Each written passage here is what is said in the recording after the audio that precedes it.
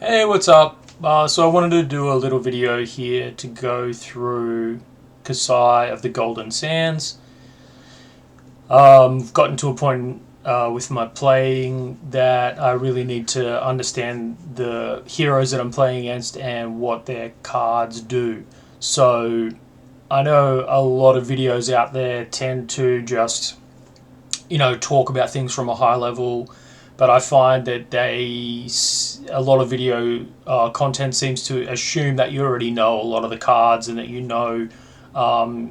some of these basic things. So what I wanted to do is make some content, because I'm going to be doing this myself anyway, is just going through each of the heroes that I'm coming up against in the current meta, and just reading the cards and just understanding what the cards do. And so, hopefully this is good for you. So I'm going to start with Kassai of the Golden Sands, and we'll move from there. So here we go, Kassai of the Golden Sands. So first up, we've got the hero card here.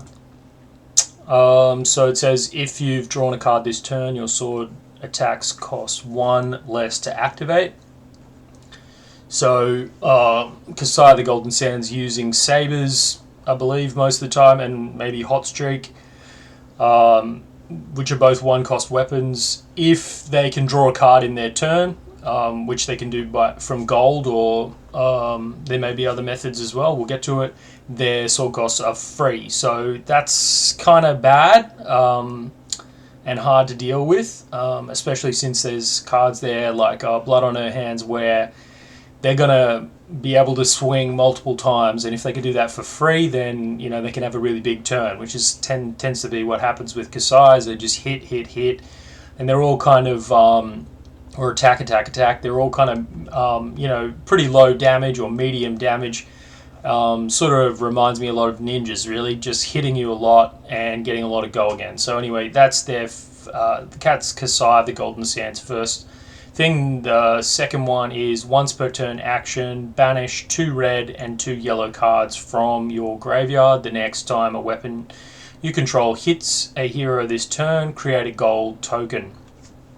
So it's free, once per turn action. They can do it anytime they want. So all they need is the cards in their banish zone, and assuming this is, if you think about it, like 4 cards a turn, if they're swinging a lot, using a lot of their hand, they're going to be, putting those cards into the banish zone, and they're going to be able to banish those 2 red and 2 yellows, like maybe every second turn. I don't know. But the on hit is pretty incredible, like a gold token, so that allows them to draw the card, which then means that their weapon is free. You can see the synergy here pretty clearly there. It's kind of like a circular economy. Anyway, so that's that. Now this particular deck, I've just plucked a random deck off Fabry, but hopefully this is somewhat recognizable to anyone out there if you're playing against Kassai. We're just going to keep going through these cards. So Balance of Justice, instant, destroy this, draw a card. Activate this ability only if an opponent has drawn 2 or more cards this turn. And then it has Guardwell, which is, basically it says when the combat chain closes, if this defended, put -1 counter on it equal to its defense. So basically you just get to block once for the 2, as opposed to the Battle Worn, which allows you to go block for 2, block for 1. So the instant here, I don't know which heroes in particular this is going to be useful against. I don't think it's going to be useful against all heroes, obviously, but it's good to know. This is something that a lot of Kassais play with. Braveforged Braces, once per turn action, 1 resource. Your next weapon attack this turn gets +1. Activate this ability only if a weapon you have control has hit this turn, go again. So this is something they can do time and time again. I'm not sure why you would want to put like one extra onto a weapon swing. I mean, maybe there might be card-specific instances where you want to do that. This one has Battle Worn, so if you defend it with Brave Forge Braces, put a -1 counter on it when the combat chain closes. So first it blocks for 2, next it blocks for 1. It does not destroy, so they can just basically get the full 3 value out of that, and then they've always got this ability to pay 1 to get a +1 to a sword swing, which is, I don't know, marginal in my mind. But anyway, so the Centauri Saber, once per turn action, 1 resource, attack. When this is defended by 1 or more attack action cards, this gets +1 until the end of turn. So pretty common. They attack for 1. You put a card out. If it's a 2-block, and it's an attack action card, then it goes from 2. It increases to 3, and then it'll leak a damage. So if you're going to be blocking this with regular attack action cards, you need to with attack action cards you need to try to block with 3 blocks, because the sword's going to be buffed when it blocks, when it attacks and when you block like that. Crown of Dominion, your hero is royal. When you equip Crown of Dominion, create a gold token. So basically people run this so they have a gold token straight up front. It has no block. It has no other effects, so it just gives you a gold. Grains of Bloodspill. This is a new Heavy Hitters card in the chest slot for Warrior. Whenever a weapon attack you control hits, you may pay 1 if you do create a Vigor token. So the Vigor token, we can scroll down to the Vigor token, but it is just a resource at the start of turn. So at the start of your turn, destroy this, then gain 1. So essentially what they do is they can attack, and then if a weapon hits and they've got a spare resource they're not likely to use or they want to use, then they can pay that resource and create a Vigor token, getting them that resource next turn, which is pretty powerful because their weapon swing for 1, and 1 resource is no joke. And so, if they can add that on, any turn that they hit, so it's like it would read at this stage like you're trying to block out as much as you can with Kassai, because like you don't want them to hit to be able to make the Vigor token for next turn. But we'll see. Okay, so Hot Streak, once per turn action, 1 resource cost, attack. When this is defended by 1 or more attack action cards, Hot Streak's attacks get go again this turn. So it turns on go again for the turn for Hot Streak, which is crazy. When this is defended by 1 or more attack action cards, Hot Streak's attacks get go again this turn. So yeah, I don't actually know why people don't run 2 Hot Streaks, and you could just do it like that, but I don't fully understand the deck. But anyway, it's good to know if they attack with this and they've got some way to attack again with it, because it is a once per turn action. It gets go again if you block it. So you're gonna attack action cards. Okay, so if you can use a non-attack action card, then yeah, you can block it. If you use it, you can block it and it'll stop the go again. But if you use an attack action card of any kind, it's going to get go again, which means they can swing. They're probably going to swing first with this, I would imagine, but I don't know. And then they're going to swing with Centauri Saber. That could be totally wrong, but it would, on face value, it would seem that is the way to use this weapon, is attack with this first, and then obviously you're going to let it hit, so they leak the 2. That ends your turn. I don't know, actually, that's probably way wrong. But anyway, it's an interesting dynamic mechanic. That's the card. So next up we got Valiant Dynamo. This is insane. They constantly block with this and get like one block almost every turn. It's pretty frustrating. At the beginning of your end phase, if you have attacked 2 or more times with weapons this turn, you may remove a -1 counter from Valiant Dynamo. So Battle Worn, if you defended with Valiant Dynamo, put a -1 counter on when the combat chain closes. So essentially, if they've attacked twice with weapons, they get to remove it. Not if they've hit, if they've attacked. So this is just brutal. I don't know how to... I don't know what to say about this. This is just such a frustrating piece of equipment. I think ideally, like I play Bravo currently, and I think ideally you want to try and destroy this if you can.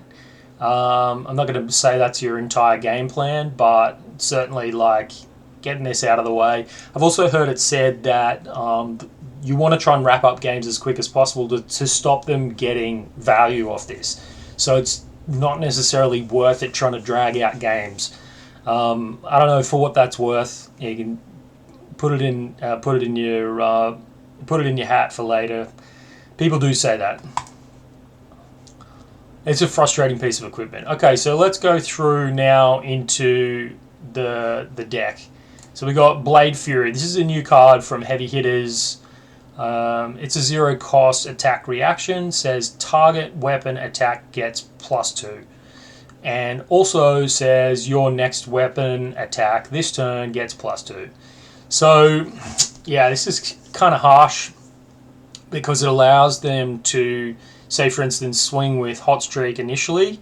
You think to yourself, I'll let that go through to stop them getting go again. They hit it with this and get a +2. Okay, that's a shit play. But regardless, this is like a 0 cost pummel, sort of a mini pummel, but it also adds to your next. It's not like a pummel because they don't lose. There's no on hit, but this is a buff. This is a 0 cost buff. It's incredibly good. Well, let's just keep it at that. And then play 3 up. So Blade Runner. This is target one-hand weapon attack gains go again. So you pay 1 resource again if you've got a vigor from your, what was it, the helm? No, the chest. So if they pay that, just 1 extra resource can let them use Blade Runner. Blade Runner gives a weapon go again, so you can go Saber first, use this, and then your next weapon attack gains +3, and then god damn it, then you've got you might have Hot Streak coming in for your second attack, and it's +3. So now you're really frustrated because you don't really want to block with this with an attack action card, because it's going to give them go again, and then they can do something else, play an action or whatever, or play an attack action card. But now it's got a +3 on top of it. So this is an incredibly powerful card for this deck and very frustrating. Obviously important because they're running full rainbow, 9 up. Even the Blade Runner 1, because Blade Runner blue pitch, because 1, it's a decent pitch card, it's a good pitch card, but 2, just giving that +1 can be enough to just, if you to get it over or just chip away damage. 3 up Command and Conquer. This is a card that perhaps everybody does know, but I'll read it anyway. So it's a 2 cost generic attack action for 6. It says defense reactions can't be played to Command and Conquer's Chain Link, making it extremely frustrating to block. If Command and Conquer hits a hero, destroy all cards in their arsenal. So this is a classic card. Everybody knows it, generally. If you don't, well, now you do. There's nothing else to say about this card. It's just a strong card. It's disruptive, relevant on hit. it's kind of cheap in the fact that it's 2, not 3, which leaves you that extra resource if you're pitching blue. It blocks for 3. It's just an excellent card. So here's another new card from Heavy Hitters. Commanding Performance, costs 1, 3 block. So this is a warrior action. It says your next warrior attack this turn gets +3 attack. And until end of turn, your warrior attacks get, when this is defended by 1 or more attack action cards, destroy a card in the defending hero's arsenal. What? That is crazy. What? Okay, so just so I got that clear, this is bizarre. So you pay 1 and you get a buff for 3. Okay, that sort of makes sense. Yep. And then until end of turn, your warrior attacks get, when this is defended by 1 or more attack action cards, destroy a card in defending hero's arsenal. Again, disincentivizing you to block. So they're trying to ensure that these weapon attacks hit. I mean, that's just nasty, man. I don't know if playing against Kassai you want to try and keep your arsenal clear because of cards like this. I don't know, but at this stage, yeah, it's just another frustrating card. Kassai's so annoying at the moment. As I said, I'm playing Bravo currently, and she's a pest. Like, I don't know how to beat her. I don't know how to beat her consistently. Quite frankly, I don't even know how to beat her. I might have beaten her a couple of times out of probably, at least 20, 30 games in the past month or so, and she's just a pest. So, yeah, I don't know. I haven't actually seen this card played, but maybe I wasn't paying attention. So E-Strike, most people know, again, this is a 0 card, 0 cost, 3 block, 5 attack. As an additional cost to play, Enlightened Strike, put a card from your hand on the bottom of your deck. I don't know why it says that. It should really just say, as a part of the cost, you must put it, because that's, you have to. Or is it a 0? Oh, wait up. No, you don't. So you don't actually have to. As an additional cost to play Enlightened Strike, put a card from your hand on the bottom of the deck. Yeah, you do. It doesn't say may. You may. It would actually be cool if it did say may, but then it would be a 0 for 5 attack. But that's what I thought it was there for a second. But no, it should really, like, in my mind, this card should just say, to play this card, put a card from your hand on the bottom of your deck. But anyway, either way, that's what it says. So you get to draw. You can either draw a card, which I find really weird and you don't really want to do too often. Enlightened Strike gains +2. It's not bad if you don't have any other way to attack in the turn and you just want to end on a 7 attack. 7 for 2 cards is not too bad. It's like 3.5 points of value per card. Or typically, like, this will be Enlightened Strike gains go again. So I think in this deck, maybe you're going to see this at the end. You're going to see this towards the end after they've attacked once with each of their weapons, and then they hit you again, for 7 damage, giving this the buff, which is a pain in the ass. But anyway, E-Strike, another powerful card. A lot of decks play it, but this guy's playing it too. Here we go. So in the swing, so this is a 0 cost red pitch. We got 3 block. This is a warrior attack reaction. It says play in the swing only if you have attacked 2 or more times with weapons this turn. Target weapon attack gains +3. So attack reaction can only be on the second swing, which is not that bad. Not that bad. Yeah, nothing much more to say about this. This is a buff for the second weapon attack in a turn. Doesn't give go again, doesn't do anything else fancy. Love the art there. Super rad. Not sure if I can zoom in on that and have a look more closely. Whew. Yeah, she's pretty cool. She's a pretty cool looking chick. Okay. He's taking some time to get through this. Here we go. So Slice and Dice, classic old card from Everfest. Not that old, but whatever. Slice and Dice. It's a 0 cost warrior action, 3 block, and it says whenever you attack with sword or dagger this turn, if it's your first weapon attack, it gains +1. Not that great. If it's your second weapon attack this turn, it gains +3. So this is a pretty fantastic buff for Kassai, as she probably typically attacks twice. This one just giving the sword +1 initially and then +3 to the second attack, which is pretty cool. Okay, so Spoils of War. I used to play Dorinthia, and this was an absolute mainstay of the deck. Looks like it's still making some use in Kassai here. So we've got Spoils of War, a 1 cost red pitch.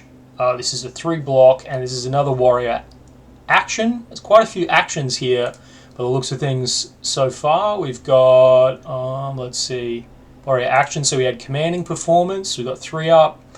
We got this Slice and Dice warrior action. With Go Again, we've got Spoils of War action. Your next weapon attack this turn gains +2, and Go Again. Sorry, before we get into that, I just wanted to point out, like with so many actions in here, something that I've been having huge success with lately is Warmonger's Diplomacy. Now, I know saying that to anyone who's a seasoned player, you're probably like, why are you saying that? That is common knowledge. Well, yeah, it might be common knowledge for, you know, everyone who's got a lot of time on their hands, or all you guys out there who are so, you know, so quick and you catch on to these things straight up, you know, but it's taken me so long to realize the value of Warmonger's Diplomacy. That card it's game winning into so many decks. It is unbelievable. And you can see here, like, this is just going to shut their turn down. If you play Warmongers, yeah, you're going to miss a turn, basically. But what you do, I believe, is you play, you know, you block out with, because Warmongers is a, I don't know if they're playing it here. Let me just see. No, they don't have it here. Let me just get this up so we can talk about this card, because, yeah, this is just crazy.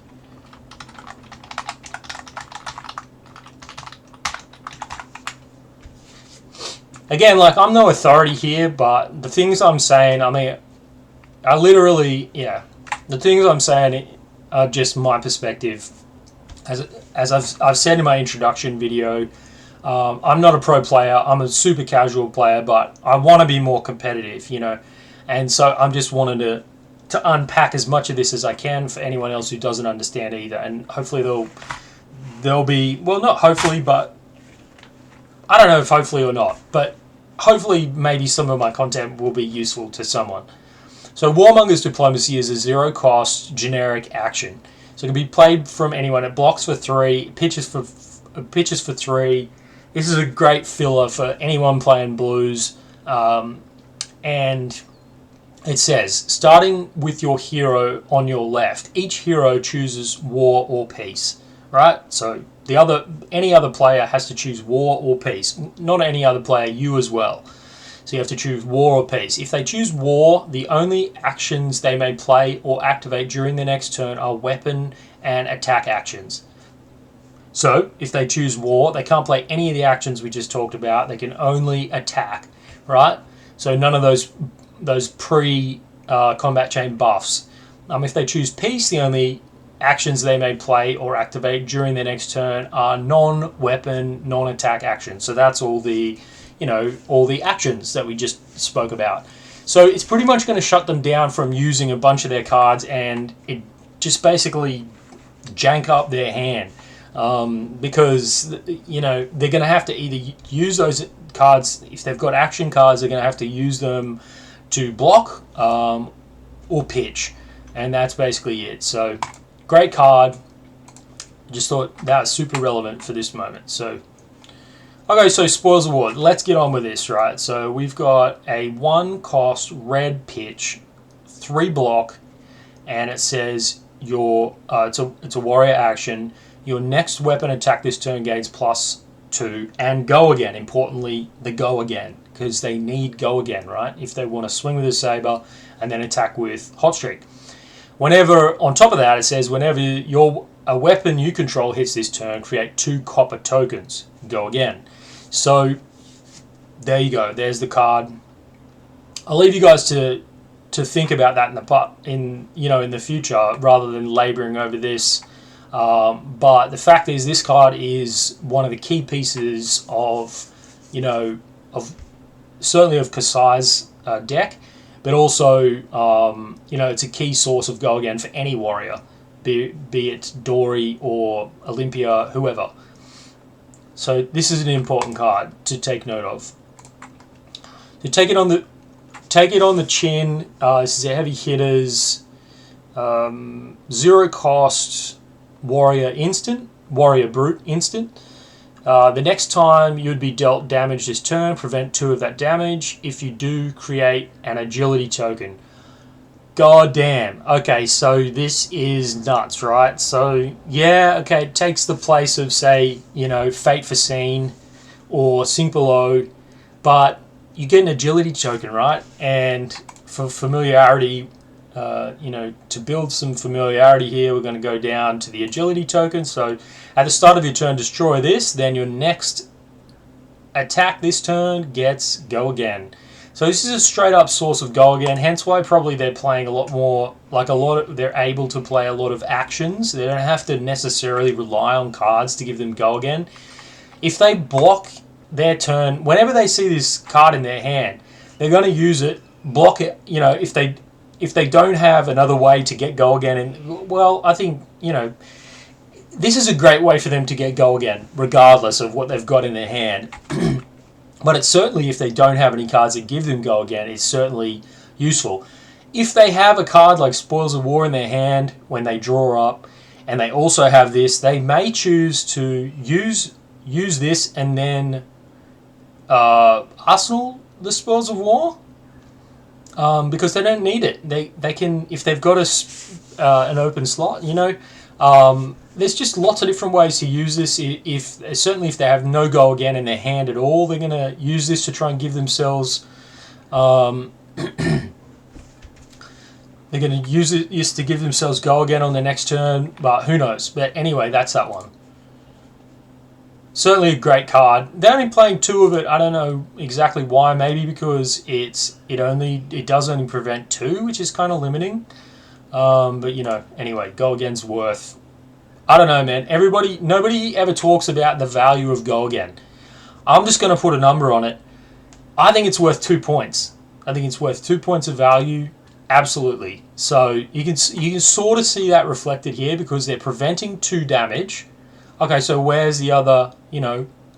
If this replaces Fate gives you at least 4 points of value, because you get 4 points of value saved from the block, and then you get to filter your incoming cards, or sync. You get to filter your hand, which would easily be worth 1 point as well. I mean, I think it's fair just to put some arbitrary numbers on some of these things so we can, Well, anyway, I don't know if that helps, but that's my opinion. I'm going to throw it in there. Go again gives 2 points. So with that in mind, you can see Spoils of War here. It gives you +2. It costs 1. So it's it, and then you're creating 2. I think, yeah, it's nice. It's nice to look at it like that because, okay, firstly it costs 1, so you're kind of on -1 point, right? -1 points. You've also got the fact that you're using a card, which let's just say. You're using a card, that's 3 points, right? So now you're at -4. So you've paid 1, and you've used this card. So it's -4, right? So that's the cost of playing this card. Now the value of playing this card is the next weapon attack this turn gains +2. Okay, so now you're back to, just with that alone, you're back to -2, right? Then you get go again. So my proposal is that go again's worth 2 points. So that now brings it back up to 0. So you're neutral. You're neutral on your cost versus benefit profile, which is good, right? So you're operating to value. Whenever a weapon you control this turn hits, create 2 copper tokens. Okay, so I don't have any idea what that's worth. You could say in Kassai it's worth a lot because it does get her blood on her hands turns going. So let's just pick an arbitrary number of 1 for the 2 coppers. So this card is essentially a plus, a 1 value card in the Garth value point system, which is what I'm going to use from here on. Okay, let's try and get through this. Man, I'm slowing down a lot. Blood on her hands. This is the key card of Kassai, I think. I mean, I think there might be some decks that don't necessarily focus on this anymore, but certainly this particular deck does, and will, as you play Kassai's, you'll be able to see, do they use it or not. I just have a feeling it's worth noting that not all Kassai decks use this, or at least they may not run 3. This used to be, prior to heavy hitters coming out, this used to be the card for like Kassai specialization, and the whole reason why you would play Kassai is this card. So let's read the card. So we got a yellow pitch, 0 cost, 3 block, warrior attack action. It says, as an additional cost to play blood on her hands, destroy any number of copper you control. For each copper destroyed this way, choose a mode. You may choose each mode twice. So the modes are listed here. So it says, first mode is target one-handed weapon has +1 while attacking this turn. So that's permanent for the turn, +1. Mode number 2 is target one-handed weapon has go again while attacking this turn. So yeah, that's weird, because is it the first one, is it permanent or is it just for the 1 swing while attacking this turn? Target one-handed weapon has +1 while attacking this turn. Okay. Like, seems to be just like for the turn. Okay, target one-handed weapon has go again while attacking this turn. So what does that mean? It has go again. I think it's just for the one. I think it's just like once. Like, correct me if I'm wrong, please. But I think that's, at least that one is just once. And then target one-handed. The last mode is target one-handed weapon may attack twice this turn. Okay, so because these weapons that she uses says once per turn action, you can only use it once. This one, once per turn action, you can only use it once. So you need, well, you don't need, but what this card facilitates, for instance, if you have used Spoils of War, and then whenever a weapon you control hits this turn, you create 2 copper tokens. So let's just say you've created two copper tokens. You play this card, and you give, so you essentially can choose 2 of these modes once. So let's say you say once a target one-handed weapon has go again, and next you're going to say a one-handed weapon may attack twice this turn. So without, like, as an isolated example, without the second weapon, basically once you've done that, you can then swing once with this for 1 resource, and then you can swing again for another resource, right? And if they blocked on the first turn, then this would have a +1 on the second attack. So that's one thing you can do, but that's just a simple way to explain how that works. I'm sure, like most of you guys out there, are fully capable of understanding this and how it works. But essentially, you know, what Kassai's are often trying to do is build up like 6.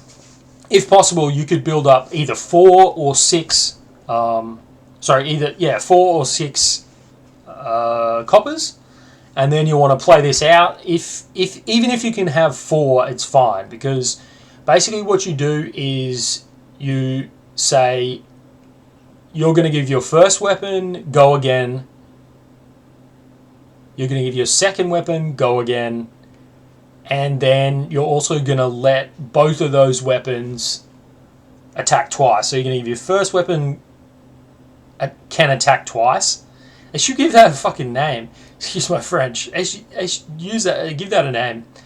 Anyway, target one-handed weapon may attack twice. So basically, they're going to swing twice with the saber, twice with the hot streak. Enough about that card. Right, moving on. So that's a warrior action. Another warrior action. Wow, this is just action central. So, I mean, what are they going to do, honestly, on a Warmonger's turn? They're going to hit you, like, maximum for, like, 4 damage. They can't do shit. That card is going to shut them down. Okay, so hit and run is a 0 cost, yellow pitch, 3 block, warrior action. Your next weapon attack this turn gains go again. So this is just instant go again, right? So again, like go again, I think is 2 points of value. That's just a number I'm putting it on. It's probably 1.5. It might be 1. I don't know. Maybe it doesn't have a value, but for the time being, I'm going to use 2. So we're going to say that gets you 2 value, and then if you've attacked with a weapon this turn, your next attack this turn gains +2. So I think in general that it always used to be a bit hard to get that off with Dory. So generally your next weapon attack this turn gains +2 if you've attacked. Generally you're going to play this on turn 1 before you've even attacked, just to give you go again, right? But if you've already got go again, for instance, if you have an agility token from blocking with take it on the chin, then you're going to be able to play this out in after you've attacked your first time, and then that will give your second weapon go again, which would then maybe let you follow up with an E-strike or a command and conquer, or who knows. So just theorizing here. So they've got all the blues in as well. I'm kind of surprised they're not running the reds as well, because this is just a great source of go again. It is kind of low value though, I suppose, if it's like 1 card just to give go again. But, you know, anyway, that's that. They're running 6 up. Excuse me. So here we go. We're on to the next card, which is Raise an Army. This is another heavy hitters card. It's not just another heavy hitters card. This is actually the reason why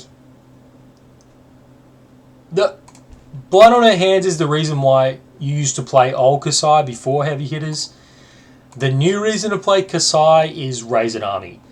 This card is bonkers. It lets you... Let's just read it. Let's just read it out. Kassai specialization. You may only have this in your deck if your hero is Kassai. As an additional cost to play this, destroy X gold you control.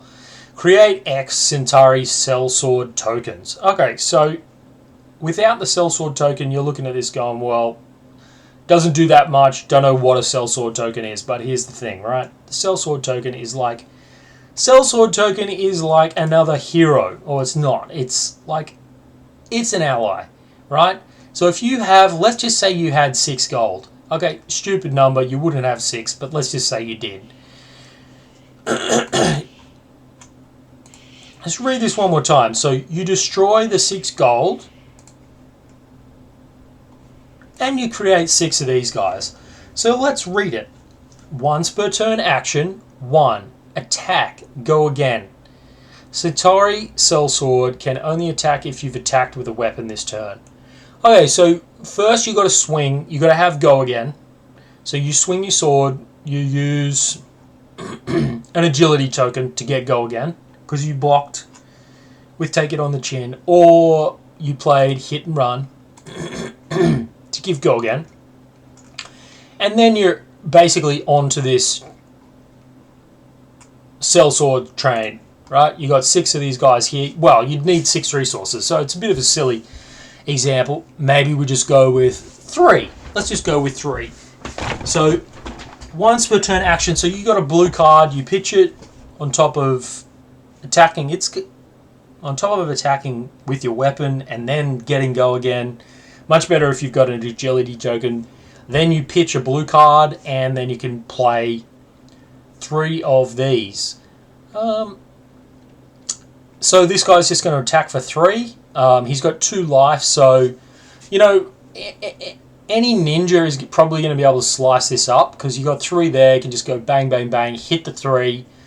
Very low health, but quite honestly, like for Bravo, which I keep harping back to, who I'm playing, this is a nightmare. Like literally, we have very few ways of getting go again, so we have to waste. Usually, you have to waste an entire turn just killing a Centauri Sellsword. I mean, you basically you've got to do it. It's like clearing dragons. I believe you kind of have to kill the sellswords. There's no real other way of looking at this. I mean, this is better than a weapon. This is a 1 cost 3. I don't know of any weapons that actually that are that powerful. There may be some, but anyway, if you look, I mean, I don't have to analyze it that much. But Centauri Sellswords, crazy stuff. Raise an army, crazy card. Look out for it, read about it, understand it. That is, one of our main problems with Kassai. This just makes late games so hard. Once they have some of those golds, it basically just means you have to try and stop them making gold. So, anyway, let's move on. So the next is run through. Says it's a Dorinthia versus Reiner card. I'm not sure where else. I thought there was another place you could get this, but at any rate, doesn't matter. This is a yellow pitch, 1 cost, 3 block, warrior attack reaction. So this is actually one of the few reactions we've got here. There are not too many reactions in this deck. Blade Fury, obviously, giving the +2. We got In the Swing, which is a strange thing, giving +3 to the next attack, which is weird. Run through, target attack, action, gains go again. Your next sword attack this turn gains +2. So again, this is a weird reaction. Doesn't buff your turn, just gives you go again. Maybe it's not that weird, but I don't know. I just always expect that attack reactions are going to be, buffing your sword, but yeah, they don't always. Your next sword attack gets +2. So this is a strange kind of card.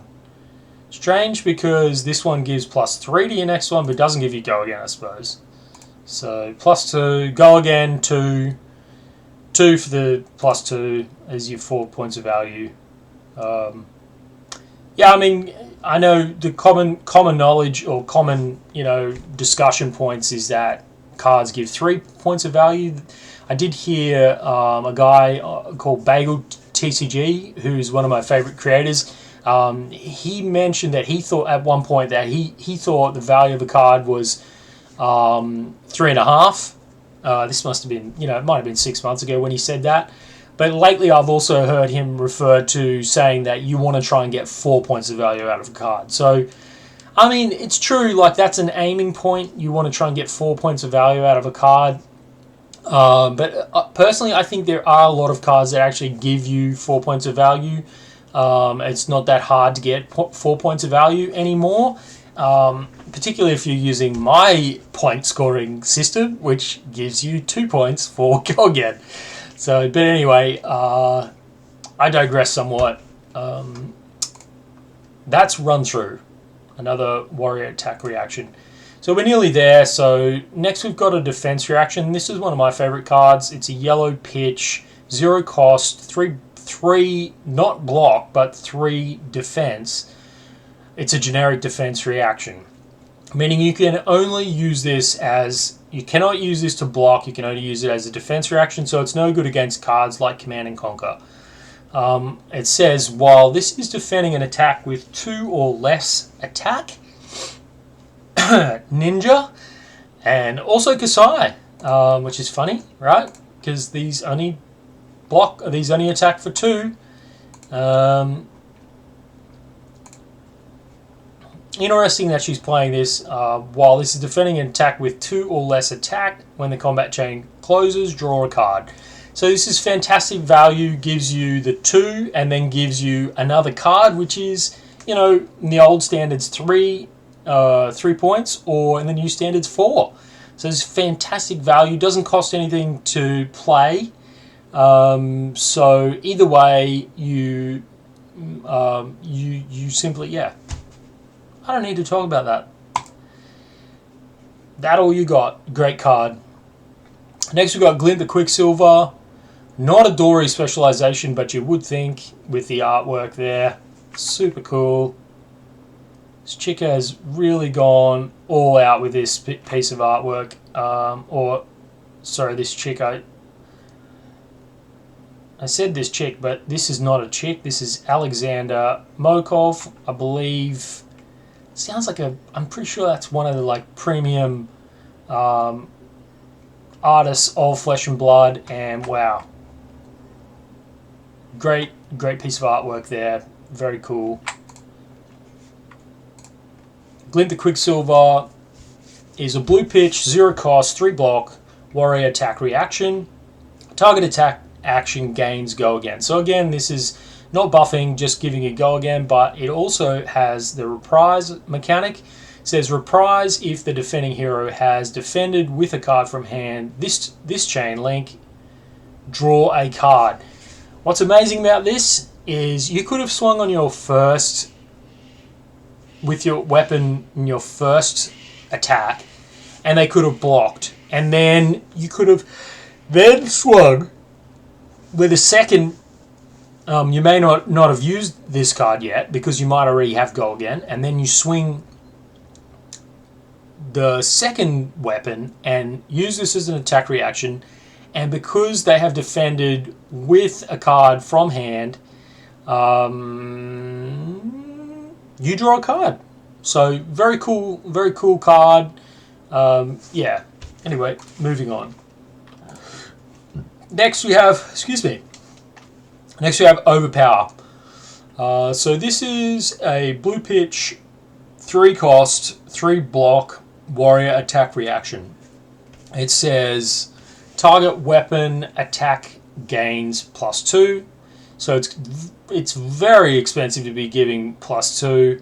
You need to actually use this card and an entire blue card, or I suppose a yellow if you have a vigor up.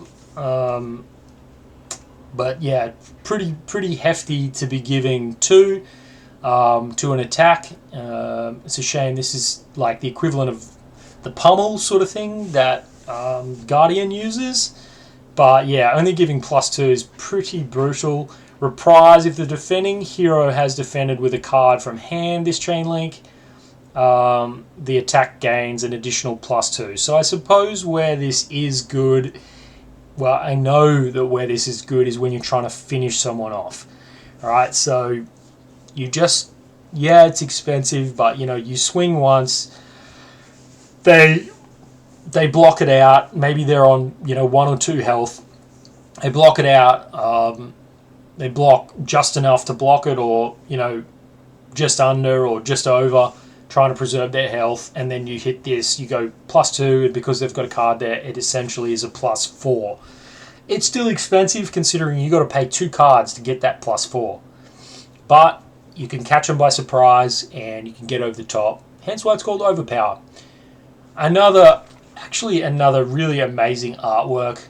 now that I look at this up closely. I'm going to have to find a way to get a better view of some of these things in the future, but wow. Like, this is just full-on high-quality fantasy art. Old school fantasy art, I guess. If you like this sort of thing, I love it. I love this old school stuff, so this is just so cool.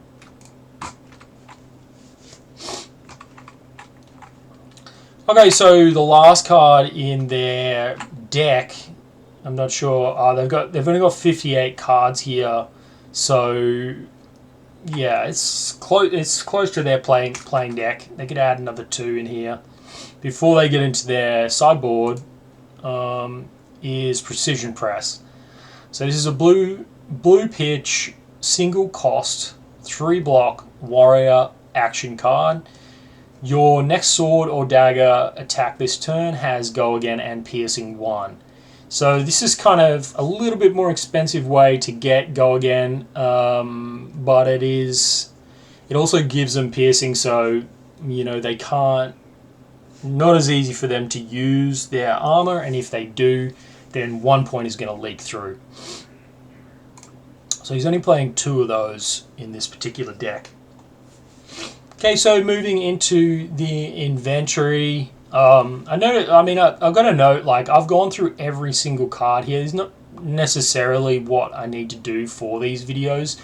The primary, like, objective of the video, as I think I said at the start, is basically just to have a look, understand the hero, and try and get a feel for, like, what is this hero trying to do to me, and how can I combat it? How can I beat it, essentially? Like, it's not how to play it. Like, it's kind of both, but in order to understand how to beat it, it helps to understand how to play it. But yeah, like I said, my perspective on these videos is not to how to play it, it's how to beat it, right? So anyway, we'll see how we go on the next video, but at this stage I'm just going to keep going through every card. I try to speed things up so that you guys don't have to labor over this with me, because I'm getting sick of my own voice. I'm definitely sick of doing this video. What are we on? 52 minutes, an hour. This is way too long. We'll do other videos in less time, and I might re-record this. Fate Foreseen. I think everybody knows this card. This is a red pitch, 0 cost, 4 defense reaction.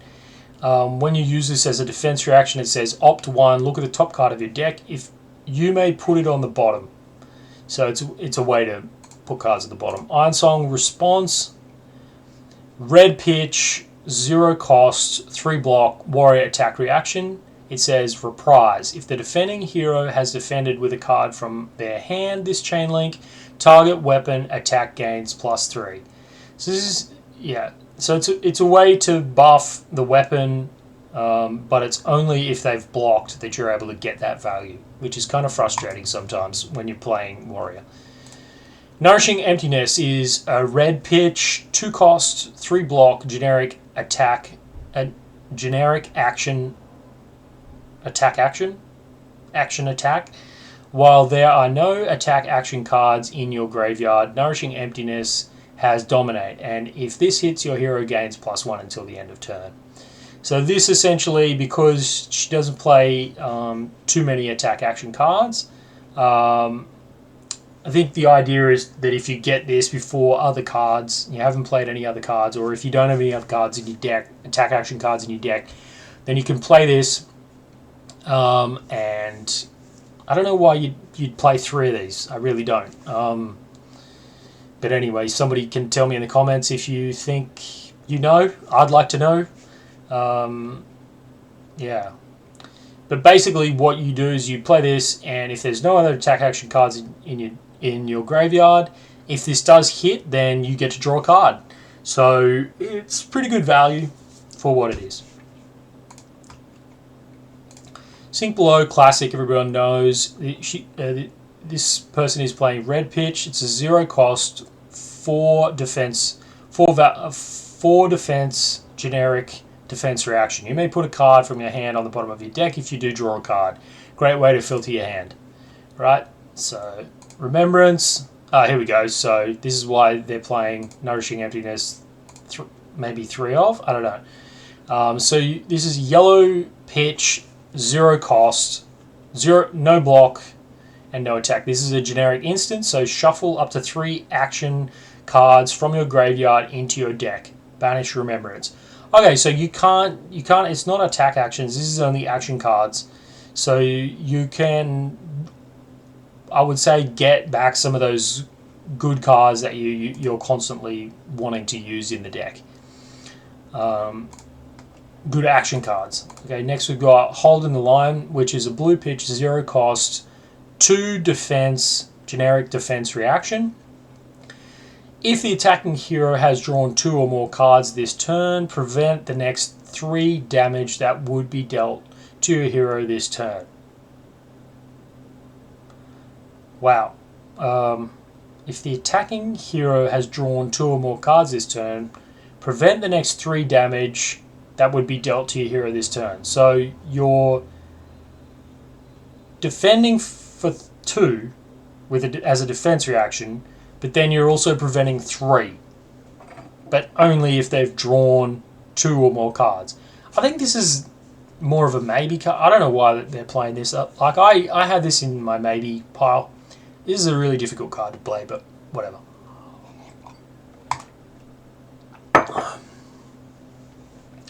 So there we go. That is the deck. I think I'm gonna. I don't know if this is gonna work like while we're recording. Sweet. Okay, so maybe this worked. Don't know. Yep, still recording. So I just wanted to finish up. Thanks for watching through. If you did watch the video, this wraps up the Kassai, the Golden Sands, how to beat guide. And please like, subscribe if you like this video. I'm going to be doing a lot more because I want to learn how to beat heroes in the current meta. Hopefully, well, not hopefully, but they're definitely going to be a lot faster than this in the future. So I'm going to skip over stuff a bit faster. And thanks very much. Peace.